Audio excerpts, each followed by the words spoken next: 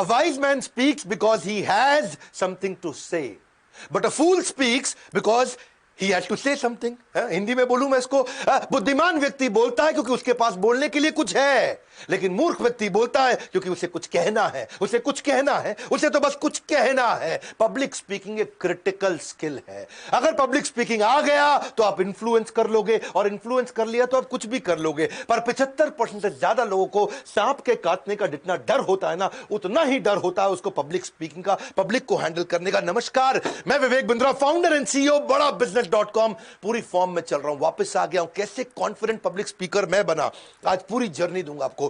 मेरी जर्नी ये critical training guideline है, सारी बेस्ट प्रैक्टिसेस अपनी देने वाला हूं मैं आपको, ये फ्री में दे रहा हूं मैं आपको। 2 वीडियोस में दूंगा, पहला वीडियो और परसों दूसरा वीडियो में डाल रहा हूं। पेन पेपर ले लेना, क्योंकि ये अगर आपको कॉन्फिडेंस और पब्लिक स्पीकिंग आ गया, आप गेम चेंज कर लोगे। सारे एक्शन पॉइंट लिख लेना, शेयर करना इस वीडियो को, इसके लिए बहुत चार्ज किया जाता है। और ये मैं एक्चुअली ये मेरा स्किल बेस्ड वीडियो है, गेम चेंजर है पूरा, सबको काम आएगा ये। आजकल तो बहुत वीडियोस बना रहा हूं ना मैं, Steve Jobs, Marwari, Mary Kom, D Mart, Gandhi, Singapore, McDonald, success habits of billionaire, Warren Buffett, आगे मैं तेंदुलकर का जन्मदिन आ रहा है, अजीत डोवाल पे मैंने तैयारी कर ली है, बिल गेट्स पे, यूएस कैसे आगे बढ़ा, टेक्सटाइल इंडस्ट्री, फर्नीचर इंडस्ट्री। अगर इस चैनल का एक भी वीडियो देखे बगैर छोड़ दिया, समझ लेना बौद्धिक विकास से नाता तोड़ दिया। पहला स्टेप क्या होता है जब भी पब्लिक स्पीकर अच्छा बनना है? स्टेप बाय स्टेप चलूंगा, अपनी जर्नी दूंगा आपको। Know your audience. अपनी जिंदगी के अंदर बिना अपनी ऑडियंस को पहचाने मैं कभी स्टेज पे नहीं गया।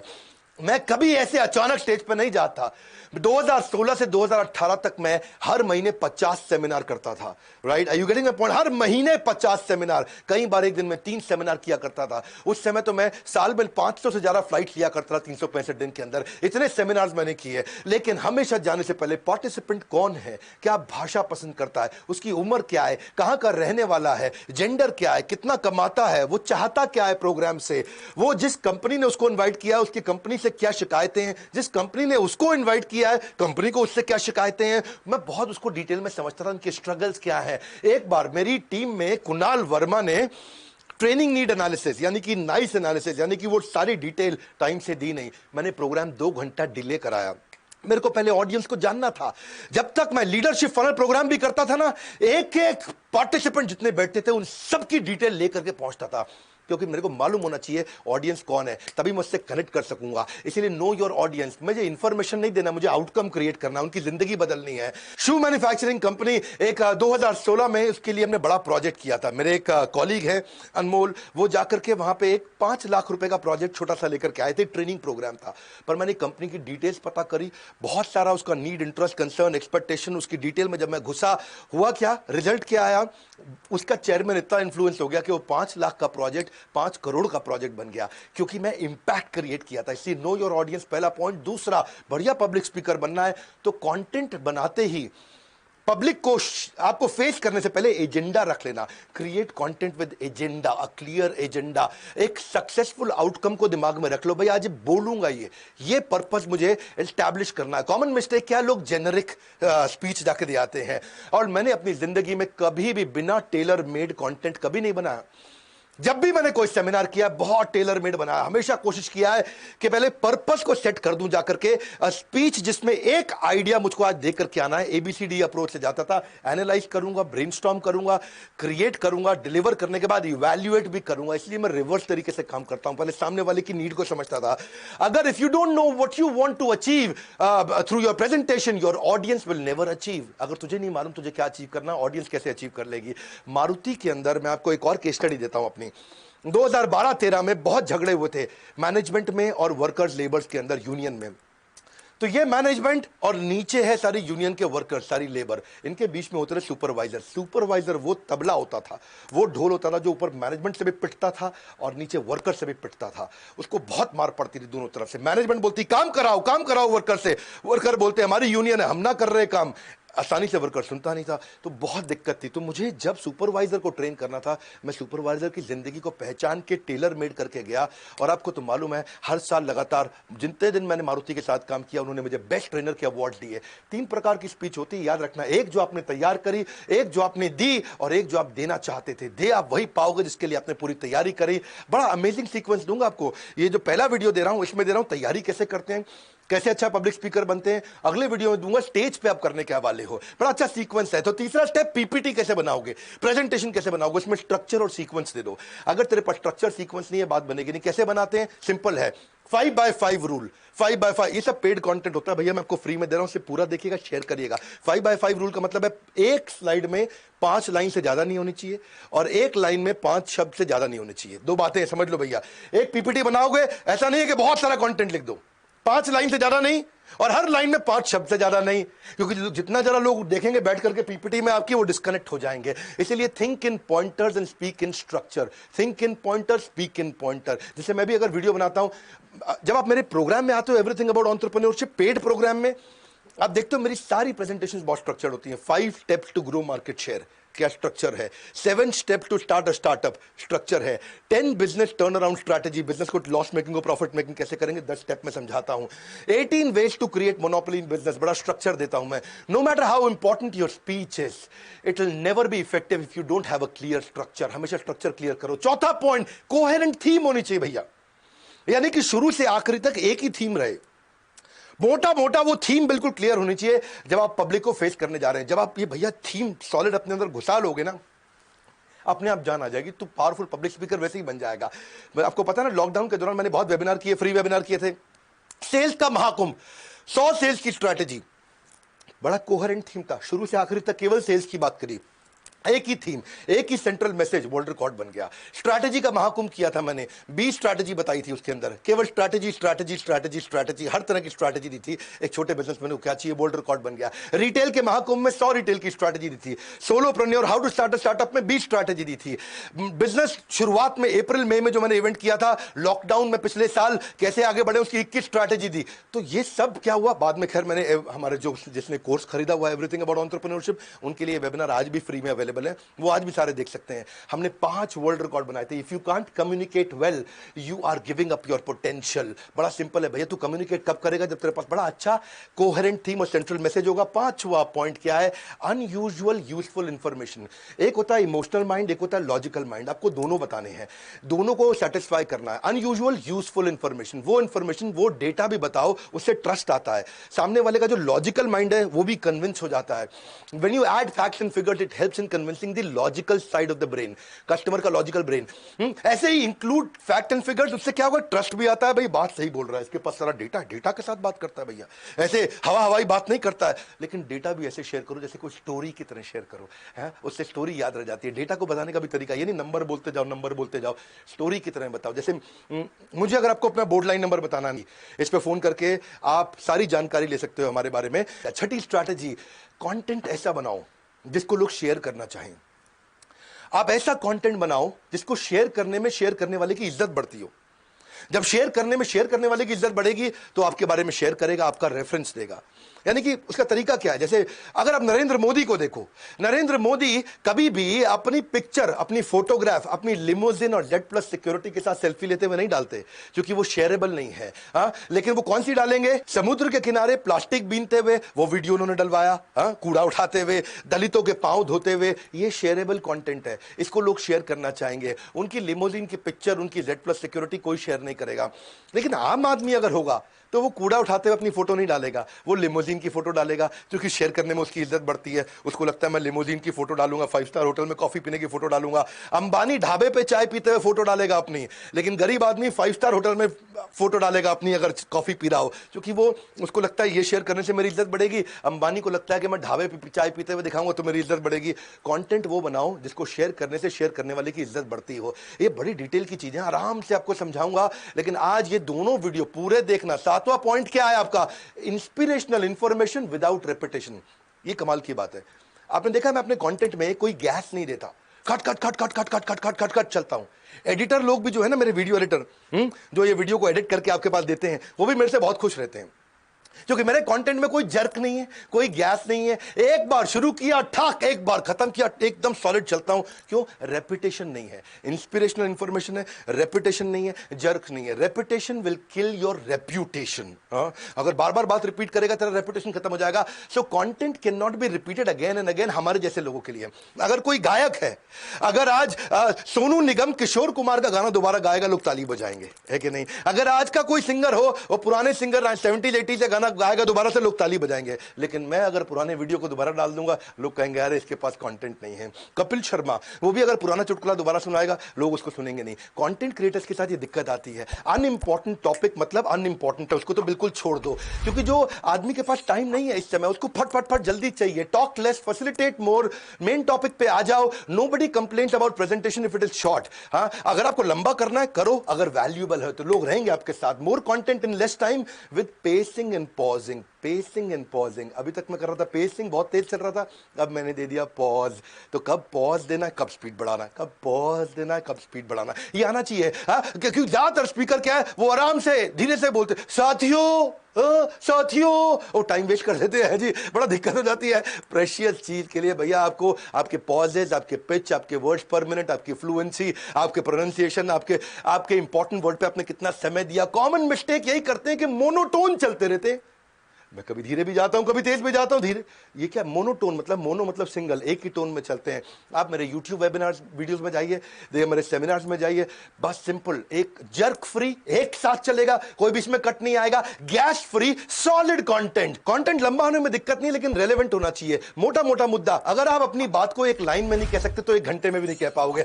सही समय पर चुप रहना भी पब्लिक स्पीकर की एक बड़ी कला है। वो कैसे? Right timing, pacing and pausing. ये कैसे करता है? 8वां पॉइंट, ट्रेंडिंग कंटेंट का भी यूज करो।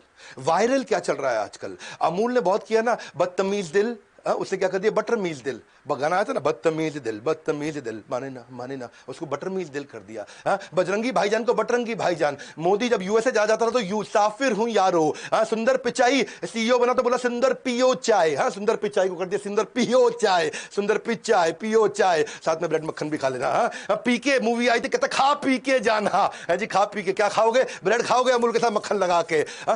क्या वायरल चल रहा है, उसको यूज करो। ये मेरी कार है, और ये हम है, और ये हमारी पौरी हो रही, ये हमारी कार है, और ये हमें, और ये हमारी पार्टी हो रही है। ये क्या था? इसके ऊपर सबने बहुत यूज किया। श्वेता का माइक ऑन रहेगा, श्वेता श्वेता तेरा माइक ऑन है, श्वेता तेरा माइक। ये कैसे आप यूज करते हो इसको? डीमोनेटाइजेशन हुआ, उसको कैसे इस्तेमाल करोगे? कोरोना हुआ तो हमने कई वीडियोस बनाए, कोरोना के बाद बिजनेस कैसे उभरेंगे। बंगाल पे चुनाव चल रहा है तो हमने बंगाली कम्युनिटी पे एक सुपर हिट वीडियो दिया, लोगों ने बहुत प्यार दिया उस वीडियो में। 9वीं स्ट्रैटेजी, पहला क्या बताया इससे पीछे? भाई क्या चल रहा है उसका इस्तेमाल करो कंटेंट में, लोग कनेक्ट होते हैं। 9वीं, I hate extempore. I hate extempore. आप पूछ सकते हो डॉक्टर बिंद्रा आप जर्क फ्री कंटेंट देते कैसे हो, पूरा फ्लो में बोलते कैसे हो, इतना cut cut cut cut cut, इतना वर्ड पर मिनट, इतना कंट्रोल, इतना स्पीच पे कंट्रोल आता कैसे? प्रिपरेशन। अगर मेरी 30 मिनट की स्पीच है तो 90 मिनट की तैयारी। पहले 30 मिनट में कंफर्ट, दूसरे 30 मिनट में कॉन्फिडेंस, तीसरे 30 मिनट में परफेक्शन। ये रूल है 90 मिनट का। 30 मिनट की स्पीच, पहले 30 मिनट में एक तैयारी कंफर्ट हो गया, दूसरे 30 मिनट में एक तैयारी कॉन्फिडेंस आ गया, तीसरे 30 मिनट में एक तैयारी परफेक्शन आ गया। Only a prepared speaker deserves to be confident, और कोई नहीं भैया। परफेक्शन इज द की, इसलिए रिहर्सल बहुत जरूरी है। मेरे यूट्यूब वीडियोस भी प्रॉपर्ली प्रिपेयर्ड रहते हैं। याद रखना, यही कारण है कि एडिटर मेरे साथ बड़े खुश होते हैं, कहते हैं डॉक्टर बिंद्रा का वीडियो एक साथ आया, कुछ कटता नहीं। Best way to conquer the stage fear is to know what you are talking about. I hate extempore. मैं पहले पूरा कंटेंट में घुस जाता हूं। If you can't explain simply, you don't understand it well enough. आप सिंपली कभी बता भी नहीं पाओगे। बात सिंपल है। इफ यू देखो, अगर तुमने 8 शब्दों में अपनी पोजीशन नहीं समझा पाए तो आपके पास कोई पोजीशन एग्जिस्ट नहीं करती है। 10वां पॉइंट, कन्विक्शन इज कॉन्फिडेंस। आप जब कंटेंट में घुस जाते हो, इतना कन्विक्शन आ जाना चाहिए कि आपके दिल से निकले। मेरे पता दिल से नहीं निकलता है, मेरे 206 हड्डियों में से निकलता है। मेरी हर हड्डी से कंटेंट निकल रहा है। जब मैं बोल रहा हूं ना तो मेरी, अच्छा मैं बोल भी रहा था उस दिन, मैं भाग रहा था बहुत तेज, तो मेरे शरीर से पसीना नहीं निकल रहा था, कंटेंट निकल रहा है, क्योंकि कन्विक्शन आ जाता है। I do not speak if I can not praise about something. जब मैं उसकी तारीफ कर सकता हूं, पूरा अंदर से बोल सकता हूं। Knowing the subject matter and communicating well, ये 2 बातें भैया। बोलेगा बढ़िया कैसे, लेकिन पहले समझेगा बढ़िया कैसे। पब्लिक स्पीकिंग एक टैलेंट नहीं है, पब्लिक स्पीकिंग एक स्किल है। स्किल मतलब तू ले सकता है, टैलेंट मतलब तुझे बचपन में मिला था, तेरे जन्म में मिला था। स्किल मतलब तू एक्वायर कर सकता है। देखो जो म्यूजिशियन होते हैं ना, ऑर्डिनरी म्यूजिशियन को कोई नहीं सुनता, ऑर्डिनरी पेंटर की पेंटिंग कोई नहीं खरीदता, ऑर्डिनरी पब्लिक स्पीकर का वीडियो कोई नहीं देखता, मीडियोक्रिटी नहीं चलती है। आपको चाहिए क्या? Conviction, knowledge and conviction. Krishna भी बोलते हैं अज्ञ च श्रद्धानश्च संशय आत्मा विनश्यति। अज्ञ अश्रद्धा, जिसको अज्ञ मतलब ज्ञान नहीं है, अश्रद्धा मतलब कन्विक्शन नहीं है, नॉलेज कन्विक्शन नहीं है। अगर सामने वाले को जरूरत नहीं, उसको जल्दी नहीं, उसको इच्छा नहीं, उसको विश्वास नहीं, यानी कि no need, no urgency, no desire, no trust, उसके बावजूद वो तुझसे ले लेगा सामान। क्यों? क्योंकि कन्विक्शन है तेरे पास में। ये चारों चीजों को तू बदल सकता है। इसलिए कन्विक्शन के लिए प्रैक्टिस करो। Do it over and over, again and again, until it becomes part of who you are. But the good news is superstar public speakers are made, they are not born. वो बनते हैं, पैदा नहीं होते हैं। हर public speaker शुरू में खराब होता था। मैं भी जब पहली बार सेशन दिया था ना, पहले सेमिनार में अपना सारा कंटेंट भूल गया था, हालत खराब हो गई थी। लेकिन आज 206 हड्डियां इकट्ठे बोलती हैं। अब आते हैं हम लोग अगले स्टेज पे। अब ये सब आपने तैयारी पीछे कर ली, अब स्टेज पे क्या करोगे? पार्ट 2 बहुत सॉलिड है। पार्ट 2 में मैं अगले 11 पॉइंट दूंगा। पहले पार्ट 1 का आखिरी पॉइंट समझ लो फटाफट से। Enthusiasm is contagious. Enthusiasm is audiences most desired quality from a public speaker. Public speaker के अंदर अगर एक क्वालिटी चाहिए तो वो एंथुसियाज्म। हाँ, आपने देखा पीछे मैंने बैठ के वीडियो बनाने शुरू किए थे। इस कोरोना काल में पूरा टाइम मैंने बैठ के वीडियो बनाए। मेरे एंथुसियाज्म में कमी थी, मैं वापस खड़ा हो गया हूं। और जब से खड़ा हुआ हूं, हर वीडियो मिलियंस में जा रहा, लोग इतना देख रहे हैं, बहुत सॉलिड कंटेंट दे रहा हूं। ग्रेट ट्रेनर्स अपना एंथुसियाज्म ट्रांसफर करते हैं। वो इसीलिए आपने देखा होगा मैं कितना एक्टिव और अलर्ट रहता हूं, क्योंकि मैं कंटेंट को महसूस करता हूं। Audience doesn't care if you are not well. तेरी तबीयत खराब नहीं, उसको मतलब नहीं। लेकिन अगर एंथुसियाज्म है, मुझे मालूम, मेरा गुजरात में एक इवेंट था, एक कहानी बताता हूं मैं, पुजारा टेलीकॉम के साथ में, और उनके 5000 पार्टिसिपेंट्स वहां अहमदाबाद के सबसे बड़े स्टेडियम में आए थे। 5000 पार्टिसिपेंट थे। उस दिन मेरी तबीयत खराब हो गई, मैं इवेंट नहीं करना चाह रहा था, लेकिन हालत खराब थी, पर इतने लोग मेरा वेट कर रहे थे। बाहर एम्बुलेंस खड़ी थी, मुंह में मैंने दवाई डाली थी और स्टेज पे पहुंच गया। एनर्जी पूरी थी, क्योंकि एंथुसियाज्म जो है ना, सारी हड्डियों से निकल के आता है। उससे क्या है, आप अपने पार्टिसिपेंट को जान जाओ ना, आप अपने कंटेंट को समझ जाओ ना, तो आप खेल सकते हो स्टेज पे आकर के। आप you speak expressively, you smile sincerely, you move naturally and you play and enjoy the content. जैसे कोई अच्छा डांसर होता है ना, वो अपने कंटेंट को एंजॉय करता, लंबरगिनी चलाई जाने हो, वो एकदम एंजॉय कर सकता है, उसको कोई दिक्कत नहीं आती है। क्यों? क्योंकि वो अपने कंटेंट को जानता है। Speak your mind even if your voice is shaking. जब तुम मन से बोलेगा दिक्कत नहीं आएगी। देखो बात समझो, मन से बोलने का मतलब क्या है? 3 स्टेजेस, बात समझो। मुंह से बोला वो कंटेंट कान तक पहुंचेगा, तर्क, लॉजिक। तर्क से बोला वो कंटेंट दिमाग तक पहुंचेगा, पर दिल से बोला वो कंटेंट दिल तक जाता है, सही रूप से समझ आता है, हमेशा याद रह जाता है। तो मुंह से नहीं बोलना, दिमाग से नहीं बोलना, दिल से बोलना है। हाँ, जो मुंह से बोला जाता है वो केवल हियर की स्टेज पे जाएगा। हियर मतलब खाली सुनोगे। जो दिमाग से बोला जाता है वो अंडरस्टैंड और मेडिटेट तक पहुंच जाएगा। लेकिन जो दिल से बोला जाता है वो digest and apply. Here, understand, meditate, digest and apply, ये 5 स्टेजेस हैं। आपको डाइजेस्ट एंड अप्लाई तक पहुंचना है, ताकि जिंदगी बदल दो सामने वाले की। If you feel the content, your tongue will deliver the message of your heart. बिल्कुल सिंपल है। इमोशनल ट्रूथ जो है ना, ये हमेशा ध्यान रखना, इंटेलेक्चुअल ट्रूथ से ज्यादा बड़ा है पब्लिक स्पीकिंग में। जो इमोशनल ट्रूथ है, लोग उस पर विश्वास करते हैं। इंटेलेक्चुअल ट्रूथ को लोग कई बार इग्नोर भी कर देते हैं या उसको भूल जाते हैं, पर इमोशनल ट्रूथ याद रह जाता है। Always give a speech that you would like to hear. ऐसी स्पीच दे दो जिसको तू खुद सुनना चाहे, जिसको सुनने में मजा आए, ताकि लोग रुके तेरे साथ में। क्योंकि मैं भी वो हलवाई हूं जो केवल अपनी दुकान की मिठाई खाता हूं, इधर उधर से नहीं खाता। मामला यहां खत्म थोड़ी हुआ है, पार्ट 2 में असली गेम है। अभी तक मैंने स्टेज से पहले की तैयारी बताई, अब तो स्टेज पे क्या करेंगे, जीतेंगे कैसे स्टेज को, मंच को जीतेगा कैसे, ओपनिंग क्लोजिंग कैसे करेगा, विजुअली कैसे बोलेगा, डिलाइटफुल सरप्राइज, लोगों के चेहरे पे मुस्कुराहट कैसे आएगी, ये मैं अगले वीडियो में बताने वाला हूं। वर्बल विजुअल वोकल क्या है, 3 मिनट के रूल्स क्या है, नजिंग कैसे करना है, गोल्डन स्टेटमेंट कैसे देते हैं, अडल्ट लर्निंग प्रिंसिपल क्या है, अगले वीडियो में दूंगा। ये नहीं बोल रहा हूं चार्ज करूंगा, अगले वीडियो में दूंगा। क्वेश्चन आंसर कैसे लिए जाते हैं। वैसे एक काम करना, नीचे मुझे कमेंट बॉक्स में बताना इस वीडियो में सबसे अच्छी लर्निंग आपकी क्या थी। और आपको तो पता ही है, पढ़े हो किस चक्कर में, विनम्रता से कोई नहीं है टक्कर में। ये स्किल्स इंपॉर्टेंट है, आप इन्फ्लुएंस कर सकते हो सबको अगर ये सीख गए तो। लोगों की सैलरी हाइक 20 से 30% फालतू मिल जाती है, क्योंकि आपको तो अपने बॉस को भी तो इंप्रेस करना है, इन्फ्लुएंस करना है, अपने सारे के सारे सबऑर्डिनेट्स को ट्रेन करना है, ऑडियंस को कैसे पकड़े, क्वेश्चंस कैसे लिए जाए, क्लाइंट से कॉन्वर्सेशन कैसे होगी, सबको इंप्रेस कैसे करोगे। भाई मेरे बहुत क्रिटिकल स्किल है ये, हर आदमी को चाहिए ये। कैसे आप लोगों को कन्विंस कन्विंस करोगे? सबको कन्विंस करना है। जब बॉयफ्रेंड गर्लफ्रेंड को गुलाब का फूल दे रहा है, वो भी पब्लिक स्पीकिंग है। जब लॉयर जज को अंदर कोर्ट में आर्ग्यूमेंट कर रहा है, वो भी पब्लिक स्पीकिंग है। All speaking is public speaking, whether 1 to 1 या 1 to 1000। इसलिए मैंने बहुत सारे कोर्सेज बना दिए आपको। प्रेजेंटेशन स्किल पे कोर्स बनाया, पर्सनालिटी डेवलपमेंट पे, ड्रेस टू इंप्रेस पे, एटिकेट्स पे, कॉन्फिडेंट पर्सनालिटी पे, how to sell, team management, और इसके अलावा सक्सेसफुल वेबिनार कैसे कंडक्ट करें, कॉर्पोरेट एटिकेट क्या होता है, सोलोप्रेन्योरशिप क्या है, skill set, mind set, handling client, story telling क्या है। स्टोरी टेलिंग आज की डेट में गेम चेंजर है। कैसे कॉन्फिडेंस आएगा, आपको क्या करना है, वो सारे वर्बल विजुअल वोकल के लिए बोर्ड लाइन नंबर पे पता करिए कि आप अपने आप को कॉन्फिडेंट पर्सनालिटी कैसे बनाएंगे। पार्ट 2 अगर नहीं देखा तो अब बेकार हो जाएगा सब कुछ, क्योंकि पार्ट 2 में मैं स्टेज के वो सारे क्रिटिकल स्किल दे रहा हूं। इस वीडियो में 11 दिए, अगले वीडियो में परसों सुबह दे रहा हूं और उसमें 11 पॉइंट और दूंगा। ये अपने बच्चों को जरूर शेयर करिए जिनको आगे बढ़ना है जिंदगी में। सारे स्टूडेंट्स कम्युनिटी में शेयर करिए जिनको डर लगता है पब्लिक को हैंडल करने में। और मैंने अपनी सारी जर्नी दी है इसके अंदर। अगले 11 पॉइंट्स में अपनी बाकी हुई जर्नी दूंगा कि आप स्टेज पे करोगे क्या। शेयर करिएगा वीडियो को, कमेंट बॉक्स में अपनी लर्निंग देने आइए, सब्सक्राइब करिए अगर आप नए आए हैं वर्ल्ड का नंबर 1 एंटरप्रेन्योरशिप चैनल पे आने के लिए, हमारे साथ जुड़े रहने के लिए। आप सबका मुस्कुराहट के साथ हृदय की गहराइयों से बहुत बहुत धन्यवाद।